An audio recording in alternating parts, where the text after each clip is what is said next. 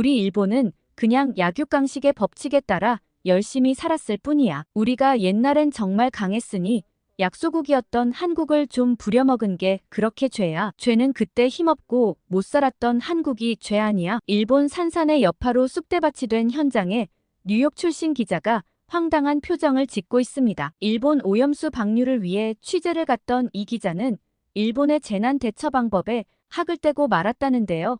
어떤 일이 있었는지 바로 들어보겠습니다. 안녕하세요. 저는 뉴욕 출신의 기자 블레어 도노반입니다. 제가 일본의 엄청난 태풍 현장을 겪으면서 언론인으로 반드시 알리고 싶은 일본의 실상에 대해 할 말이 너무 많아 글을 쓰게 되었습니다. 아니, 황당한 게 일본인들은 자기들이 무슨 죄가 있어서 이런 천벌 같은 자연재해를 겪냐고 말이 많더라고요. 제가 알고 보니 일본은 과거가 진짜 구린 게 많던데 진정 몰라서 하는 말인지 너무 황당했어요. 아무튼 부디 일본 정부와 몇몇 일본인들은 정신을 차리면 좋겠다는 말을 먼저 하고 시작하고 싶네요. 아무튼 저도 일본에서 태풍을 맞이하게 될 줄은 상상도 못했습니다. 저는 원전 개발과 핵 오염수 관련한 글과 그에 대한 각 나라의 시스템이 잘 작동하고 있는가에 대한 취재 시리즈를 쓰고 있었거든요. 작년엔 한국의 원전 개발과 그 이용 방법을 알아보기 위해 서울에 다녀왔는데 그때 당시 취재와 별개로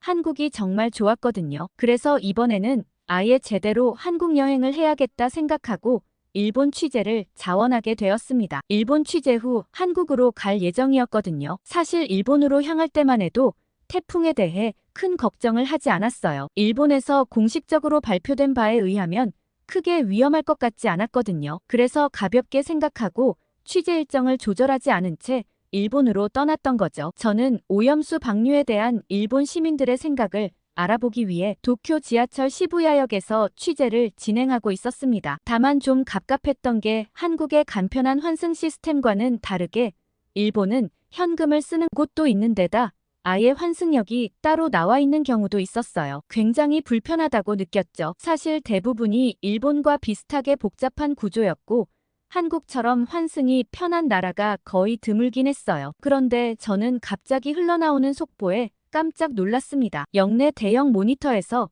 갑자기 긴급 뉴스 속보가 나왔거든요. 10호 태풍 산산이 예상보다 빠르게 일본 열도에 접근 중이라는 거예요. 순간 역사 안의 모든 사람들이 그 화면에 집중했습니다. 일본어를 잘 알아듣지 못했지만 사람들의 표정만 봐도 심각한 상황임을 직감할 수 있었어요. 분명 제가 얼마 전까지만 해도 봤었던 태풍 경로와는 뭔가 달랐는데 화면에 나오는 태풍 경로는 일본 쪽을 향해 있었고 그 위력은 점점 더 크고 거세졌어요. 바로 스마트폰을 꺼내 영어로 된 일본 기상 정보를 찾아보았습니다. 태풍 산사는 강력한 중형 태풍으로 예상보다 빠르게 일본 열도를 향해 북상 중이었어요. 특히 도쿄를 포함한 관동 지방에 직접적인 영향을 줄 것이라는 예보였습니다. 순간 작년 한국 취재 때의 기억이 스쳐 지나갔어요. 그때도 여름이라 태풍이 한반도에 접근하고 있었는데 한국 기상청에서는 며칠 전부터 상세한 정보와 대비 요령을 실시간으로 제공했었죠. 하지만 지금 일본에서는 그런 정보를 찾아보기 힘들었습니다. 저는 심상치 않다는 느낌이 들어 취재를 중단하고 호텔로 돌아와 일본 기상청 홈페이지에 접속했어요. 그런데 저는 정말 황당했습니다. 여기가 공식 홈페이지인데다 분명 지금 태풍에 관한 뉴스가 속보로 들어오고 있는데도 태풍 관련 상세 정보를 찾는데 꽤 시간이 걸렸습니다. 한국 기상청 홈페이지에서는 메인 화면에 태풍 정보가 한눈에 들어왔던 것과는 대조적이었죠. 심지어 영어 버전으로 전환했지만 그마저도 제대로 작동하지 않았어요. 번역이 엉망으로 되어 있었기 때문에 도저히 이해할 수가 없었죠. 자국민들에게 제대로 된 정보도 제공하지 않는 일본 기상청의 행태가 정말 답답했습니다. 사실 제가 오기 전에 취재 기간에 이런 대형 태풍이 온다는 걸 알았으면 애초에 오지 않았을 것 같기도 해요. 일본은 실력이 부족한 건지 아니면 의도적으로 국민들에게 이런 사실을 숨기는 건지 정보가 너무 제한적이라는 생각이 들었습니다. 시간이 지날수록 태풍의 위력이 점점 더 강해지고 있다는 뉴스가 계속해서 나왔습니다. 하지만 일본 기상청의 공식적인 특별경보는 여전히 발령되지 않고 있었어요. 이해할 수 없었죠. 작년 한국에서는 태풍이 훨씬 멀리 있을 때부터 이미 경보가 발령되었거든요. 답답한 마음에 호텔 로비로 내려가 시프런트의 태풍 대비책에 대해 물어보았습니다. 직원은 아직 공식적인 지침은 없지만 상황을 예의주시하고 있다고 했어요. 그러면서 필요하면 호텔에서 대피 안내를 해줄 거라고 덧붙였습니다. 밖으로 나가보니 도쿄의 거리는 여전히 평소와 다름없이 분주했어요. 사람들은 출근을 하고 가게들은 문을 열고 있었죠. 태풍이 코앞에 다가오고 있다는 사실이 믿기지 않을 정도였습니다. 저는 일본인들이 이렇게 정보를 은폐하는 건 한결같다는 생각이 들었습니다. 제가 일본의 원전 오염수 방류 문제를 취재하기 위해 미국에서 사전 조사를 할 때에도 이건 정말 생각보다 복잡한 문제라고 생각했거든요. 더 심각한 건 일본 정부의 발표와 독립적인 과학자들의 연구 결과 사이에 차이가 있다는 점을 발견했어요. 일본 측은 방류된 물이 안전하다고 주장하지만 일부 과학자들은 장기적인 영향에 대해 우려를 표명하고 있더라고요. 게다가 이 문제는 과학적 환경적 측면뿐만 아니라 정치적 경제적 요소도 얽혀 있었어요. 일본의 입장과 주변국의 우려, 그리고 국제기구의 역할 등을 종합적으로 고려해야 되는 문제였어요. 우리 모두가 알고 있다시피 2011년 3월 11일 동일본 대지진으로 인한 쓰나미가 후쿠시마 제1원전을 강타했죠. 이로 인해 원자로 냉각 시스템이 고장나면서 대규모 방사능 유출 사고가 발생했고 그로부터 12년이 지났지만 문제는 여전히 현재 진행형이죠. 그리고 2023년 8월 24일부터 일본 정부가 처리된 오염수를 태평양으로 방류하기 시작했다고 했고 국제원자력기구인 IAEA가 이 계획의 안전성을 검증했다고 하지만 여전히 많은 의문이 남아있었습니다. 일본 정부가 속 시원하게 자료 제공을 하지 않는다는 느낌이 강하게 들어 제가 직접 취재를 하러 온 거거든요. 그런데 일본 정부는 심지어 자국민에게도 태풍 정보를 제대로 제공하지 않는 것 같은 느낌이 들었습니다. 답답한 데다 무능하기까지 하다는 생각이 들었죠. 그때였어요. 갑자기 스마트폰으로 긴급 재난 메시지가 왔습니다. 이건 일본에서 제공하는 시스템은 아니었고 따로 해외 기상관측 어플에서 날아온 알람이었어요. 일본 기상청이 태풍 산산에 대한 특별경보를 발령했다는 내용이었습니다. 문자를 확인한 시각부터 태풍 상륙 예정 시각까지 겨우 28시간밖에 남지 않았더라고요. 작년 한국에서의 경험과 비교하면 너무나 늦은 대응이었죠. 한국에서는 최소 3일 전부터 상세한 정보와 대비 요령을 받았었는데 말이에요. 호텔로 돌아와 TV를 켜니 이제야 태풍특보가 연일 방송되고 있었습니다. 기상청 관계자가 나와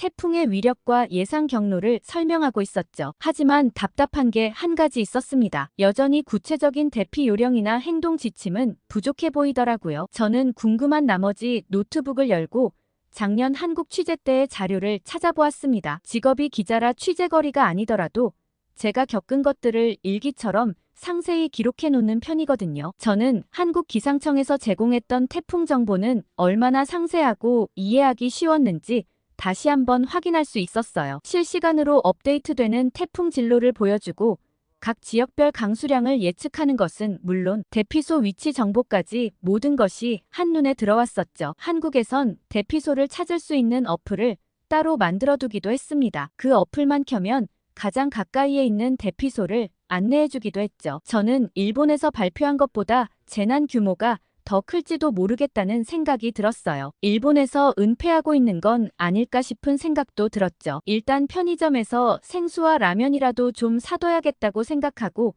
호텔 근처 편의점으로 향했습니다. 밖을 나서자마자 세차게 바람이 불더라고요. 편의점에는 이미 생수와 비상식량을 사려는 사람들로 긴 줄이 늘어섰고 거리에는 간판을 고정하거나 창문을 테이프로 붙이는 모습이 보였어요. 그런데 저는 사람들의 모습을 보고 깜짝 놀랐어요. 평소 일본인이라고 하면 질서를 굉장히 잘 지킨다고 생각했거든요. 그런데 질서정연하기로 유명한 일본인들의 모습과는 사뭇 다른 광경이 펼쳐졌습니다. 줄을 서서 기다리는 동안 사람들의 불안한 표정과 조급한 행동이 눈에 띄었습니다. 몇몇 사람들은 줄을 무시하고 앞으로 새치기를 하려 했고 이에 항의하는 목소리가 여기저기서 들렸습니다. 제가 알고 있었던 일본의 모습과는 완전 딴판이었어요. 이런 위기 상황에 나오는 모습이야말로 진짜 일본의 모습이었던 거 아닐까 싶은 생각이 들었죠. 드디어 편의점 안으로 들어갔을 때 상황은 더욱 혼란스러웠습니다. 생수와 컵라면 그리고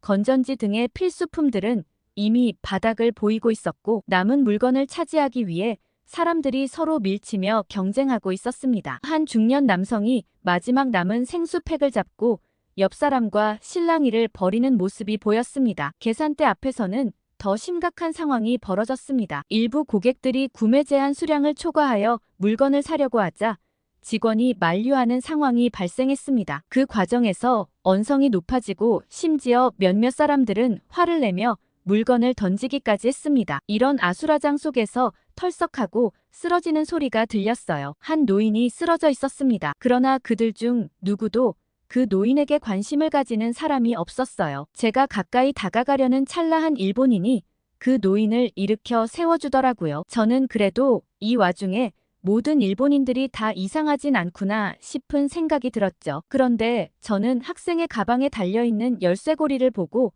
깜짝 놀랐습니다. 무궁화 키링에 태극기 모양의 장식품이 있더라고요. 혹시 한국 사람인가 싶었죠. 제가 그 키링에 시선을 주자 제 눈길을 눈치챘는지 학생은 저를 바라보며 웃었고 저는 한국 사람이냐고 물어봤어요. 그러자 맞다고 하고는 한국인 유학생이라고 했죠. 이 키링 마음에 드시면 드릴까요? 하고선 가방에서 키링을 건네 제게 주었습니다. 이건 위안부 할머니를 돕는 단체에서 만든 키링이라며 관심 가져주셔서 고맙다고 했죠. 저는 위안부 할머니라는 말을 제대로 이해하진 못했지만 얼떨결에 고맙다고 받아들었습니다. 어쨌거나 저는 이 한국인의 태도에 깊은 감명을 받았죠. 이 학생이 노인을 일으켜 세우고 의자에 앉히는 동안 다른 사람들은 여전히 물건을 고르느라 바빴거든요. 그렇게 겨우 필요한 물건들을 챙기고 계산을 마친 후 밖으로 나왔을 때 날씨는 더욱 악화되어 있었습니다. 강풍에 간판이 흔들리고 쓰레기통이 넘어가는 모습이 보였습니다. 어쨌든 오늘 밤을 잘 버텨야 된다는 생각이 들었고 밤이 깊어갈수록 바람 소리가 점점 거세져 갔어요. 태풍 산산이 코앞까지 다가온 것 같았습니다. 창밖으로 보이는 도쿄의 밤거리는 이제 완전히 텅 비어 있었어요. 워낙 다급한 상황이라 잠도 잘 오질 않았죠. 저는 편의점에서 샀던 물건들을 정리하며 한국 유학생이 줬던 키링을 다시 한번 자세히 보게 되었습니다. 위안부 할머니라니 저는 궁금한 마음이 들어 인터넷에 검색해 보았죠. 일본이 한국을 식민지 삼아서 군대도 끌고 가고 일하는데도 부려먹었다는 건 알고 있었지만 위안부를 했다는 건 잘 몰랐거든요. 저는 인터넷을 검색해 보고서는 제 눈을 의심할 수밖에 없었습니다. 검색을 통해 위안부의 역사와 그들이 겪은 고통에 대해 알게 되었거든요. 1931년부터 1945년까지 일본군이 조직적으로 운영한 위안소 시스템은 충격적이었습니다. 한국을 비롯한 아시아 여러 국가의 여성들이 강제로 동원되어 성노예로 이용되었다는 사실에 가슴이 아팠습니다. 특히 한국인 위안부들의 상황은 더욱 비참했죠. 그 나이가 대부분 10대 후반에서 20대 초반의 어린 나이였다는 점에 저도 여자로서 분노가 치밀어 올랐습니다. 그들은 대부분 납치되거나 속임수에 의해 끌려갔더라고요. 그 어린 여성들이 전쟁터로 끌려가 하루에 수십 명의 일본군을 상대해야 했다는 점에 저는 분노에 치밀었습니다. 위생 상태가 열악한 환경에서 폭력과 학대에 시달렸고 임신을 하면 강제로 낙태를 당하기도 했다고 하더라고요. 위안부들의 증언을 읽으면서 제 눈에는 눈물이 줄줄 흘렀습니다. 그들이 겪은 고통은 차마 이루 말할 수가 없었어요. 매일 밤 죽고 싶었다거나 인간 취급을 받지 못했다고 증언한 할머니들의 영상을 보면서 아직까지도 일본에 제대로 사과조차 받지 못했다는 점이 이해가질 않았어요. 1991년 김학순 할머니의 첫 공개 증언 이후 위안부 문제가 세상에 알려지기 시작했음에도 일본 정부의 공식 사과와 법적 배상은 아직도 이루어지지 않고 있다고 하더라고요. 저는 일부 일본 정치인들이 위안부의 존재를 부정하거나 그들의 고통을 축소하려 하는 발언을 보면서 답답함에 가슴을 퍽퍽 치게 되더라고요. 그러나 더 심각한 건 위안부 할머니들의 평균 나이가 90세를 넘어섰고 시간이 얼마 남지 않았다는 점이었어요. 저는 위안부 할머니에 대한 내용을 더 찾아보고 싶다는 생각이 들었고 커뮤니티를 막 보고 있다가 믿을 수 없는 글을 하나 보았습니다. 일본이 도대체 무슨 잘못을 했길래 산산이 이렇게 난리냐는 글이었죠. 한국으로 역행했으면 좋겠다는 말까지 있었습니다. 사실 제가 일본에 온 건 오염수 방류 때문이었는데 그거 말고도 위안부 같은 큰 잘못을 저질러 놓고도 아무 거리낌 없는 일본인들의 행태에 치가 떨렸어요. 할머니들의 억울한 심정이 느껴지는 듯해서 잠도 제대로 잘 오지 않았죠. 한참을 뒤척이다가 새벽녘이 돼서야 겨우 잠에 들었습니다. 그런데 다음날 아침 눈을 뜨자마자 저는 깜짝 놀랐어요. 하루가 지나도 크게 달라진 게 없었거든요. 보통 이 정도라면 태풍이 지나갈 법도 한데 아직도 지나가지 않았던 거죠. 산산이 너무나 느리게 지나가고 있었기 때문이었습니다. 그날 아침 8시에 태풍 산산이 드디어 규슈 가고시마현 사스마 센다이시에 상륙했다는 소식이 전해졌어요. 기상청 발표에 따르면 태풍의 중심 기압은 955헥토파스칼로 엄청난 위력을 지니고 있었습니다. 태풍 중심 부근에서는 최대 순간 풍속이 초속 60m에 달했죠. 이는 일반 승용차가 뒤집힐 수 있는 강도의 바람이었어요. 사람은 그냥 날려버리겠다는 생각이 들었습니다. 그런데 더 놀라운 것은 규슈 남부 지역의 예상 최대 순간 풍속이 초속 70m에 이를 것이라는 예보였습니다. 이 정도 바람이면 일부 주택이 붕괴될 수도 있다는 설명이 덧붙여졌어요. 저는 그 말을 듣는 순간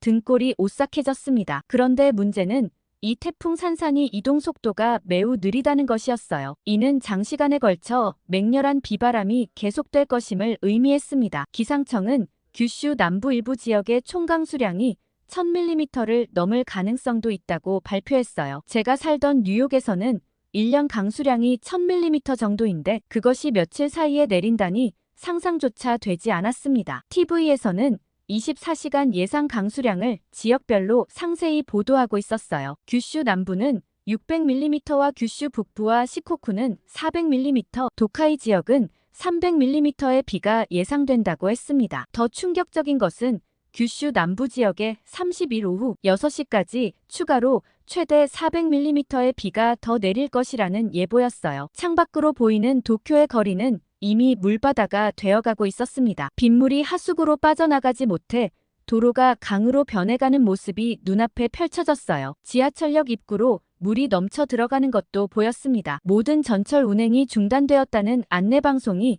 호텔 로비에서 들려왔어요. 이 광경을 보며 저는 자연스럽게 작년 한국 방문 때의 경험을 떠올렸습니다. 당시 서울에서도 큰 비가 내렸지만 도로가 이렇게 쉽게 침수되지는 않았어요. 서울의 대형 빗물 펌프장과 지하 저류조 시스템이 생각났습니다. 그때 알게 됐던 내용에 따르면 서울시는 시간당 100mm의 폭우에도 대응할 수 있는 배수 시스템을 갖추고 있었죠. 호텔 창밖을 내다보니 사람들이 우왕좌왕하는 모습이 보였어요. 대피소를 찾는 사람들이 많았지만 대피소 위치나 갈 방법을 제대로 아는 사람은 많지 않아 보였습니다. 작년 한국에서는 스마트폰 앱으로 실시간 대피소 정보와 안전한 대피 경로를 확인할 수 있었는데 여기서는 그런 시스템을 찾아볼 수 없었어요. 태풍이 몰아치는 동안 저는 호텔 로비에서 상황을 지켜보며 뉴스 속보에 온 신경을 집중했습니다. 그런데 시간이 갈수록 피해 상황은 점점 더 심각해져 갔어요. 미야자키현과 가고시마현에서는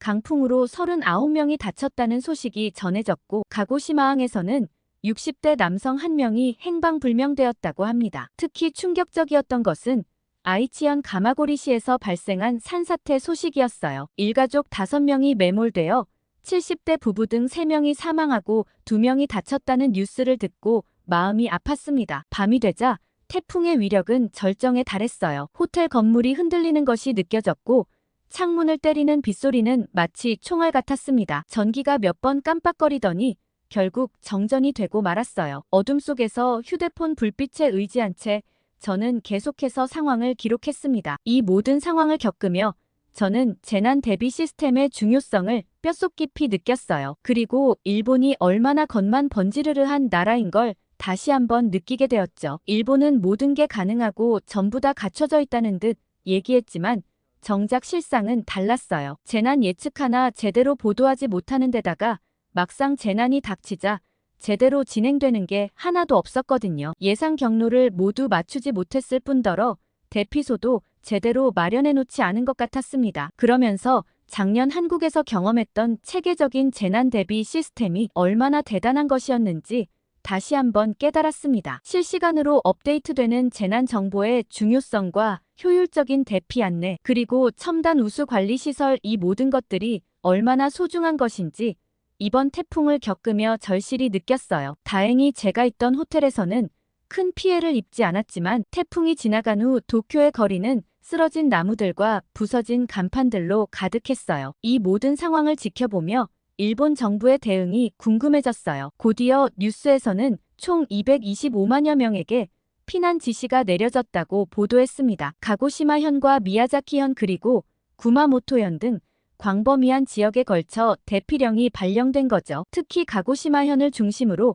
4,200명 이상이 대피했다는 소식을 들었어요. 그 많은 사람들이 어디로 대피했을지 그리고 그들의 안전은 보장되고 있는지 심히 걱정되었습니다. 호텔 밖으로 나가보니 거리는 이미 텅 비어 있었어요. 강풍의 휘청이는 가로수들과 비에 젖은 도로만이 눈에 들어왔습니다. 멀리서 사이렌 소리가 들려왔어요. 아마도 긴급 구조대가 출동하는 소리였겠죠. 태풍 산산이 일본을 강타한 후 저는 피해 현장을 취재하는 언론사의 차량을 얻어 타고 미야자키시로 향했습니다. 도착하자마자 눈앞에 펼쳐진 광경에 할 말을 잃었어요. 마치 전쟁터를 방불케 하는 모습이었습니다. 미야자키 지방기상대에 따르면 이 지역에 토네이도가 발생했을 가능성이 높다고 했습니다. 과연 현장에 도착해보니 그 말을 실감할 수 있었어요. 거리 곳곳에 흩어진 잔해들이 마치 거대한 회오리 바람이 지나간 듯한 모습을 보여주고 있더라고요. 취재를 위해 거리를 걸어다니는데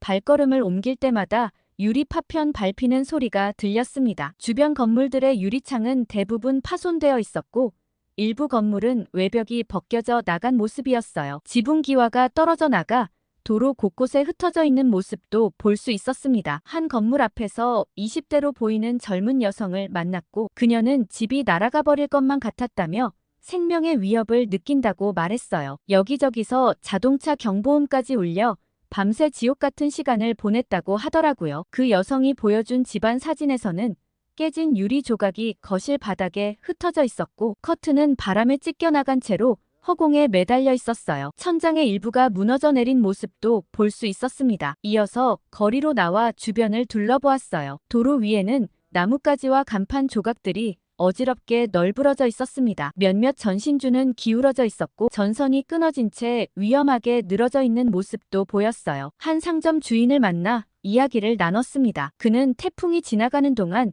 가게 안에 있었다고 했어요. 창문이 깨지는 소리에 놀라 밖을 보니 간판이 바람에 날아가는 걸 봤다고 했죠. 가게 주인은 순간 눈을 의심했다며 20년 넘게 이 자리에서 장사했는데 이런 건 처음 본다고 얘기했습니다. 가게 앞에는 무거운 철제 간판이 구겨진 채 놓여 있었습니다. 거리를 걸어가며 주변 사람들의 대화를 듣다 보니 놀라운 이야기를 들을 수 있었어요. 일부 시민들이 한국의 구조대를 요청해야 한다고 주장하고 있더라고요. 일본 정부를 믿을 수 없다며 한국에서 도와주면 좋겠다는 말이 나오자 옆에 있던 남성이 반박했어요. 그 남성은 한국의 도움을 받는 건 자존심 상해서 절대 안 된다는 의견이었죠. 이 대화를 듣고 있자니 일본 사회 내부의 갈등이 느껴졌습니다. 한편으로는 절실한 도움이 필요한 상황이었지만 다른 한편으로는 국가적 자존심 문제가 걸려 있었던 거죠. 근처 대피소로 향하는 길에 더 많은 사람들의 이야기를 들을 수 있었어요. 그 순간 한 여성이 스마트폰을 들고 나왔습니다. 여러분,